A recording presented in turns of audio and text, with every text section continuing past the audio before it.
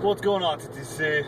This is Joe 103, just driving a little bit from home, or to home actually, not from home. And I wanted to give my Volume 2 version of the hate of the Pacific Northwest, and I am targeting the Oregon Ducks. Also should be just known as the Nike Ducks because, well, we all know where their daddy comes from. We all know who their daddy and what does he do. We all know what he does. We all know what he do. So, Nike Ducks. What uniform are you guys going to do this week?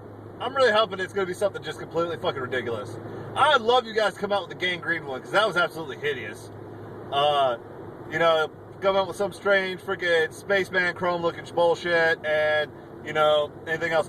What exactly is your team colors?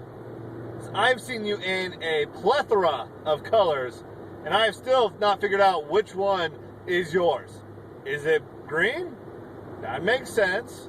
I mean, your basketball team's got a set of colors. They're green, they got white, they got yellow, and they got black. That's their uniforms. And yet, your football team goes under a menagerie, Technicolor dream coat of uniforms, and yet you guys still can't win a national championship. That's your old recruiting shit is right there. Man, we got nice looking uniforms. We look at all these uniforms out. Look at all this swiggity swag we can get from Nike. Look at all this swiggity swag. Don't mind our history pretty much is predicated on, 3 coaches in the past, 8 years? 8 years you guys have been semi-relevant? Maybe? We went to a national championship and we beat up on a bunch of Big Ten teams.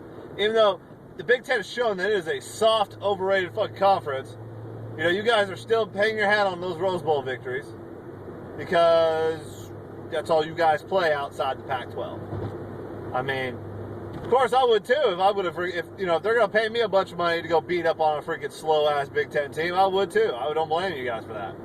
I mean, hell, they put us up at the freaking against the Big 12 all the damn time.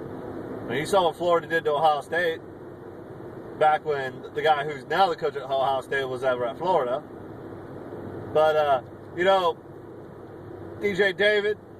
I'm just subscribed to you, and I'm just stuttering right now because I'm driving, trying to concentrate on this. But, you were talking about how, the Tennessee Volunteers are going to get their ass whipped, and you start rattling off a bunch of names, rattling off a bunch of players that aren't going to amount to shit in the pros. They ain't going to amount to shit to this game. They're just going to be out there. They're just space filler. You're acting like these guys are the tippity top elite athletes. These were all 5-star freaking recruits that, Oregon just got.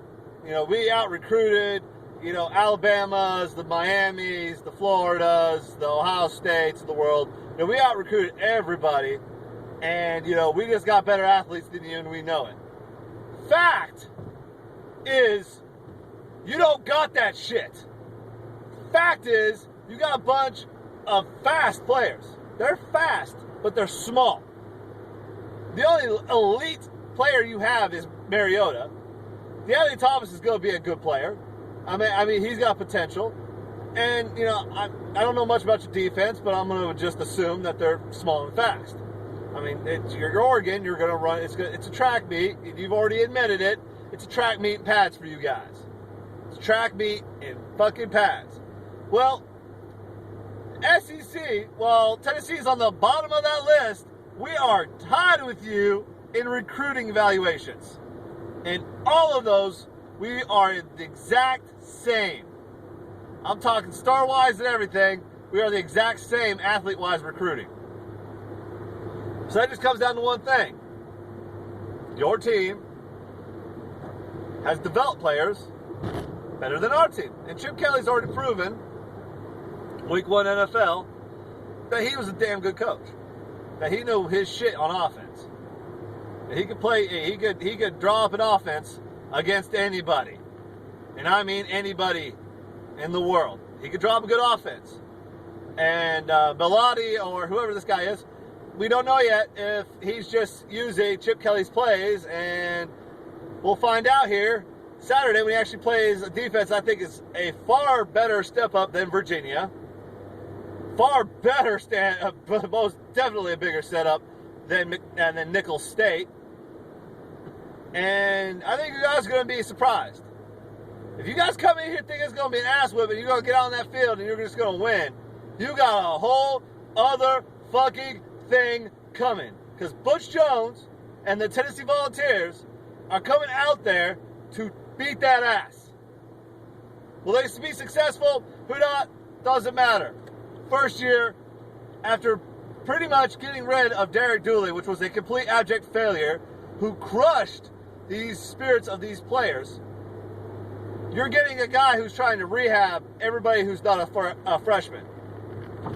Starting I'm going to call it, I don't like Justin Worley as our quarterback. I think he makes bad decisions, throws off his back foot and everything. But you're facing probably one of the best offensive lines in the country, and you've already talked about that. So you know how bad that big bad offensive line is going to push your team around. And then you're going to deal with this our super freshman, Marquez North. And I don't think you guys are ready for that motherfucker. I really don't believe you are ready for that motherfucker to run all over your field. Because he's bigger than anybody you're trotting out there, a defensive back. He's faster than him, and he can catch a ball. Now, where they can get it to him, there's going to be the problem. But they're going to be practicing all week to get that fixed. Jason Kroom, if he can catch the ball, is 6'5", 208 pounds of pure muscle. You do not have a quarterback that can match up with that size and skill. If he can catch the ball, it's going to be all day. Pick Howard is just as fast as anybody you got out there. Jones is better than anybody you got out there. And our defense, I even talked about not Mo Couch, because he's not going to be playing, because he's got heat stroke issues. You got no answer for Dan McCullers in the middle. You got no answer for Daniel Hood in the middle. And Jock Smith and Kurt Maginn are going to be back this week to make that defense that put 7 turnovers on the board are going to be back to make it even better. Cam Sutton, Rudolph, and the rest of the team are going to be ready, and they're going to be just as fast as your players. Don't take what happened last year to what's going to happen this year, because that defense last year was ill-coached, ill-prepared, and they were putting out slower players. I love Curtis Wagner, but he was slow. He wasn't as good.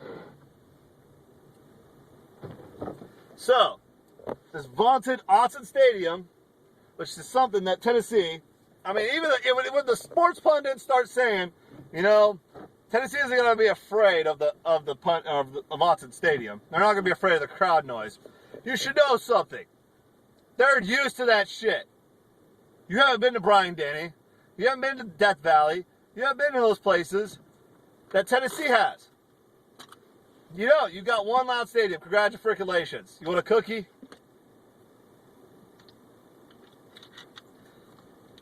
Now, Mr. Frisco, my Niner fam, I love you to death, my brother. But, man, your team is going down, sir. They going down, and ain't nothing you can do about it. Might as well just be focusing on them sea chickens, buddy. Anyway, it's Joe Wuthering signing out. Quick up. Stephen Rose, he already knows, but I'm going to say this on camera. Patriots are going to win tonight. And my alma mater, Jefferson County High School, is going to beat up on them Greenville Devils. There you go, Big Vol Daddy. Go Vols, go Patriots, go Niners.